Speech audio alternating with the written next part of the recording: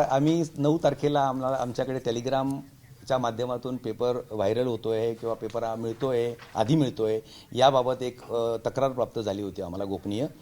त्या अनुषंगाने आम्ही तात्काळ त्याचा कॉग्निझन्स घेऊन की अशी प्रवृत्ती जी काही असेल कदाचित चुकीची असेल, राईट असेल, what ever it may be, याच्यावर होऊ नये यासाठी आम्ही तात्काळ त्याच दिवशी त्या टेलिग्रामची पडताळणी थोडीशी आमच्या स्तरावर करून इमिजिएटली गुन्हा रात्री त्याच दिवशी 9 तारखेला रात्री गुन्हा दाखल केला. दुसऱ्या दिवशी नंतरचा पेपर मिळू शकतो किंवा कसे यासाठी सुद्धा एक आम्ही व्हेरिफिकेशन करण्याचा प्रयत्न केला. असा कुठलाही पेपर आधी मिळाला नसल्याचं आमची खात्री झाली. एकंदरीत केवळ पैसे उकळण्यासाठी हा एक प्रकार असावा असा प्राथमिक निष्कर्ष इवन पोलिसांनी सुद्धा काढला. त्यांनी पण तेच सांगितलं आमच्या ह्याच्यात पण, कारण पेपर नाही मिळाला. 9 तारखेचा पेपर संध्याकाळी टाकला त्या टेलिग्रामच्या ग्रुपवर. इट मीन्स की तो पेपर झाल्यानंतर टाकायचा आणि म्हणायचं मला आधी मिळाला.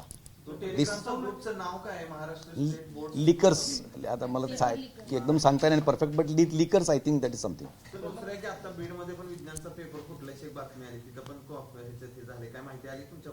नाही नाही नाही अजूनपर्यंत नाही.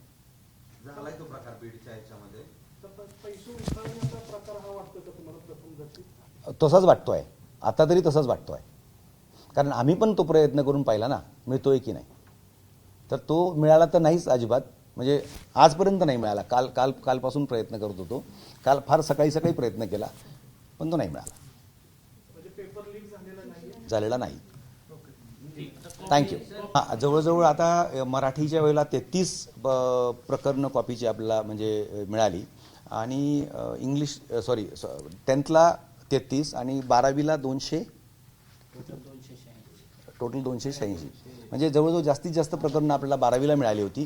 पण 237 12वीला नाही टोटल आत्तापर्यंतची टोटल, आणि 10वीला 49 आजपर्यंत.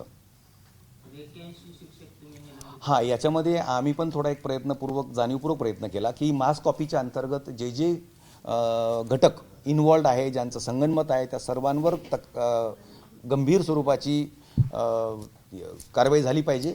गुन्हे पण आम्ही दाखल केले आणि त्यासोबत त्यांची निलंबन देखील जवळजवळ 81 शिक्षक आणि शिक्षकेतर कर्मचाऱ्यांचं निलंबन याद्वारे आतापर्यंत झालेलं आहे. बरं, जे 81 शिक्षकांना निलंबित केले त्यात महिला शिक्षक किती आहेत आणि पुरुष शिक्षक ते नाही सांगता येणार.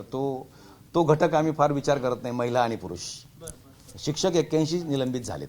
त्याच्यामध्ये मग विना अनुदानित, सेल्फ फायनान्स, काही आमचे जिल्हा परिषदचे, असे सर्व मिळून तो आकडेवारी आहे. नाही, निलंबनाच्या कारवाईनंतर त्यांची इन्क्वायरी होईल, डिसिप्लिनरी ॲक्शन जे म्हणतो आपण त्याला. त्या DE प्रकरणांमध्ये त्यांच्याकडे आम्ही देखील आमच्या स्तरावर निर्णय घेतला आहे की आमचे शिक्षणाधिकारी स्तरावर त्याची एक पूर्ण इन्क्वायरी व्हावी आणि तो इन्क्वायरी रिपोर्ट संबंधित संस्थाचालकांच्या त्या DE कमिटीसमोर देखील ठेवावा, जेणेकरून जी काही कारवाई झाली पाहिजे ती कठोर झाली पाहिजे. या हिशोबाने आम्ही देखील आमचा इन्क्वायरी रिपोर्ट देणार आहोत. सर, एक्झामच्या आधी तुम्ही काही शिक्षकांना वेगवेगळ्या ठिकाणी त्यांचं बदली केली होती, जे ज्या शाळांमध्ये किंवा आधी चिटिंग केलेल्या सगळ्या याच्यात दिसलं, त्याच्यातलेच हे काही शिक्षक आहेत की वेगळे काही कोणी आहेत? नाही, असं काही तसं म्हणता येणार नाही. कारण काही ठिकाणी असेलही, म्हणजे पण अगदी तसा आम्ही तो रेकॉर्ड काढला नाही. ज्या ठिकाणी मागचा इतिहास होता आणि ज्या ठिकाणी CCTV उपलब्ध नव्हते अशा ठिकाणी आपण शेजारच्या शाळांचे पूर्ण स्टाफ अदलाबदली करण्याचा तो प्रयत्न आपण यावेळेला केला. पुढच्या वेळेस आमचा प्रयत्न राहील की 100% आपण CCTV घेऊया.